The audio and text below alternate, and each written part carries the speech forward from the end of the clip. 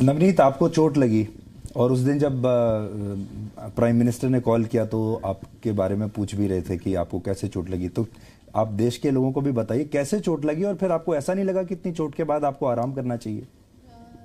नहीं, मैच में ही खेलते हुए कि दूसरे प्लेयर के साथ थोड़ी टक्कर होगी तो चोट लगी, पर तब तो ये था कि मुझे मैच में वापस जाना है, क्योंकि ऑलरेडी 16 प्लेयर्स हैं और एक प्लेयर भी कम होता है तो टीम को ज़्यादा एफर्ट्स करनी पड़ेंगी, तो टीम को भी ज़रूरत थी मेरी उस टाइम पर। तो मुझे ये था कि बाद में देख लेंगे क्या हुआ है क्या नहीं, पर अभी तो मैच में जाना ही है। खेलते समय आपका ध्यान कभी जाता था कि यहाँ चोट लगी हुई है, दोबारा ना लग जाए? नहीं जैसे सर। होता है ना कि जब चोट लगी होती है खिलाड़ी को तो उसका ध्यान चोट पे होता है कई बार। हाँ जी सर, वो तो था ही है, पर बिल्कुल वो नहीं था कि ठीक है कोई बात नहीं, कि वो मैच लास्ट है यही सोच के खेल रहे थे कि हर मैच लास्ट ही है तो उसमें अपना बेस्ट करना है, चोट का तो बाद में ठीक हो ही जाएगी। उस दिन जब मोदी जी ने कॉल किया तो उन्होंने आपका हालचाल पूछा, एक सलीमा का भी नाम लिया उन्होंने। हाँ सलीमा, कैसा लगा कि प्राइम मिनिस्टर कॉल कर रहे हैं आपको और आपके बारे में पूछ रहे हैं? हाँ जी, मतलब अच्छा लगा अंदर से, क्योंकि हम बहुत ज़्यादा हार्ड वर्क किया, क्योंकि मैच बाय मैच भी इम्प्रूव किया हमने, क्योंकि सबसे मैं जूनियर हूँ तो मुझे एक्सपीरियंस नहीं था, तो हमारे सारे सीनियर्स मुझे समझाते थे कि एक्सपीरियंस। आप 19 साल की हैं? हाँ जी है ना? तो 19 साल की एज में यहाँ तक आ गई, हाँ जी, ये भी बड़ी बात है। हाँ जी। आप सब लोग इसको कैसे बिल्कुल बच्चे की तरह ट्रीट करते हैं या अपने बराबरी की तरह ट्रीट करते हैं? रानी वो तो वही बता सकती है अच्छे से ना कैसे करते हैं ट्रीट। सर मतलब सीनियर सारे हमें बताते हैं कि डर से खेलने से कुछ नहीं होता, बस अपना गेम खेलो, खुल के खेलो, बस यही बोलते हैं हमेशा। अच्छा, तो श्यामी, आप तो नॉर्थ ईस्ट से आती हैं और मैं एक दिन हम लोग बात कर रहे थे कि इस बार नॉर्थ ईस्ट के खिलाड़ियों ने बहुत अच्छा प्रदर्शन किया और बहुत हमें मेडल दिलाए, तो आपका अनुभव कैसा रहा?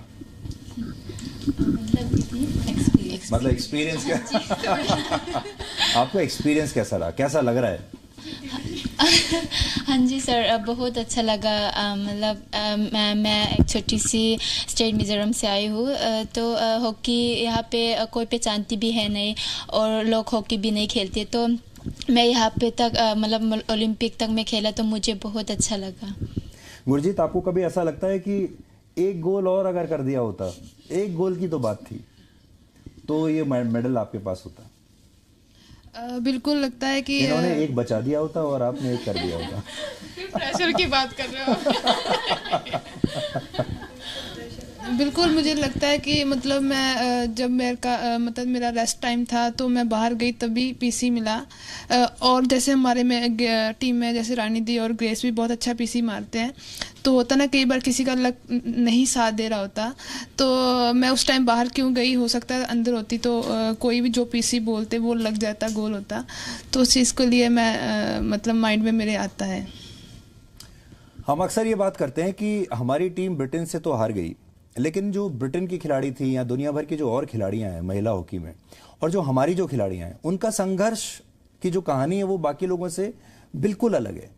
और हमारे देश के लोगों को रानी, जब आप फील्ड पे खेलते हैं बस उतना समझ में आता है, लेकिन उस फील्ड तक आप पहुंचे कैसे, वो संघर्ष की जो कहानी है वो बड़ी, मैं आपके बारे में जब पढ़ रहा था तो बहुत बहुत मुश्किल संघर्ष आपका रहा।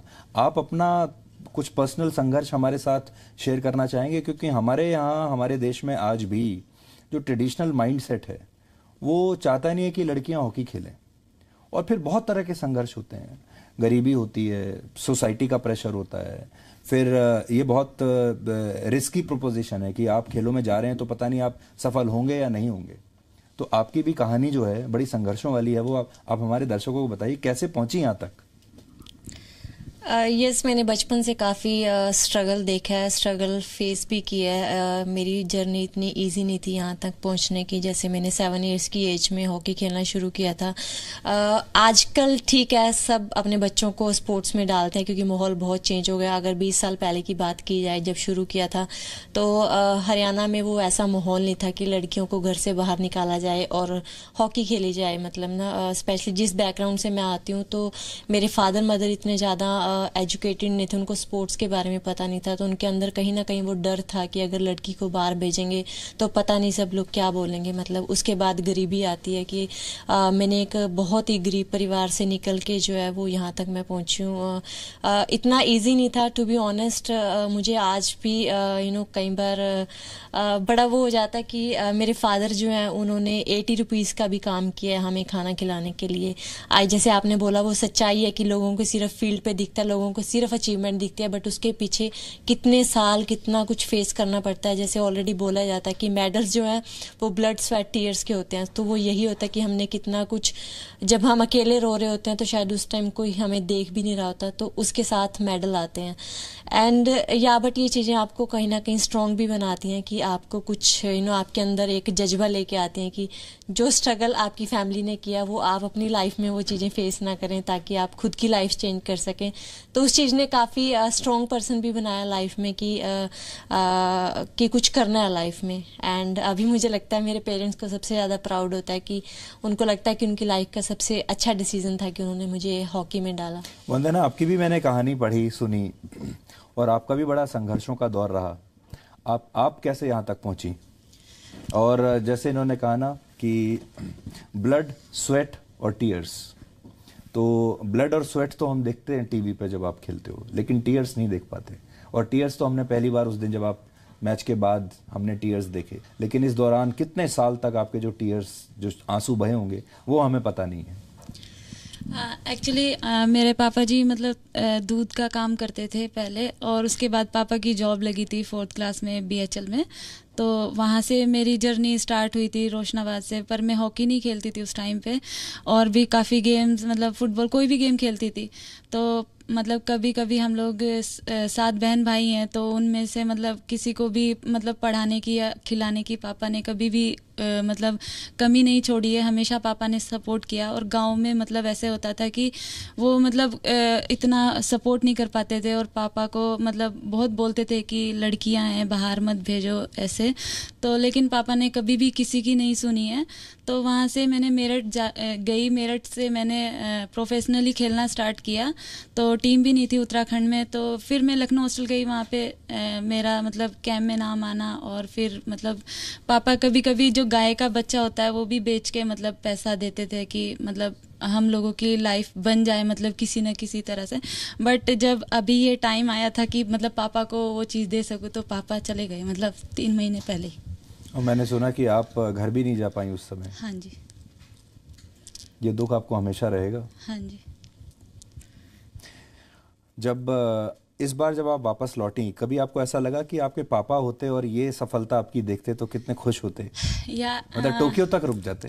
यस, एक्चुअली जब भी घर जाती थी तो मतलब पापा को मैं हमेशा मना करती थी कि आप मतलब पापा को मत लेके आना, थोड़ा दूर पड़ता है एयरपोर्ट, कि कुछ हो ना जाए। मतलब वो बहुत ज़्यादा प्यार करते थे, उनसे बहुत क्लोज थी मैं। तो जैसे ही जाती थी तो, लेकिन वो मुझे हमेशा एयरपोर्ट के सामने खड़े हुए मिलते थे माला के साथ। मैं हार के जाऊं जीत के जाऊं, कोई उन्हें वो नहीं होता था, वो हमेशा मिलते थे। लेकिन अब जब मैं घर जाऊंगी तो मतलब जो रूम जहाँ पापा बैठते थे, तो वो मैं मतलब मेरे माइंड में अभी चलता रहता, मैं उस चीज़ को कैसे देख पाऊंगी जाके। उनके देहांत के बाद पहली बार जा रही हो आप? हाँ जी। बस जहाँ भी होंगे उन्हें बड़ी खुशी होगी आपकी सफलता को देख के। हाँ जी। सलीमा, आपका संघर्ष कैसा था? आप तो झारखंड से आती हो, बहुत वहाँ तो मुश्किल हालात हैं। नहीं वंदना, पूरा देश आपके साथ है, और आपने जो काम किया है उसके लिए तो जितनी भी आपको धन्यवाद दिया जाए उतना कम है। और मैं इसीलिए आपसे आज हम लोग बात कर रहे हैं, ताकि आपके जो संघर्षों की कहानी है वो हमारे देश के लोग समझ पाएँ कि ये हॉकी जो है क्या चीज़ है ये। हाँ सलीमा, बताओ।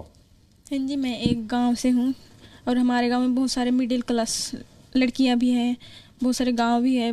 मतलब हम एक छोटे गांव से हूँ मैं, क्योंकि हम बहुत ज़्यादा गरीब भी रहते हैं गांव में। तो मतलब पापा फार्मर है, मामी हाउसवाइफ।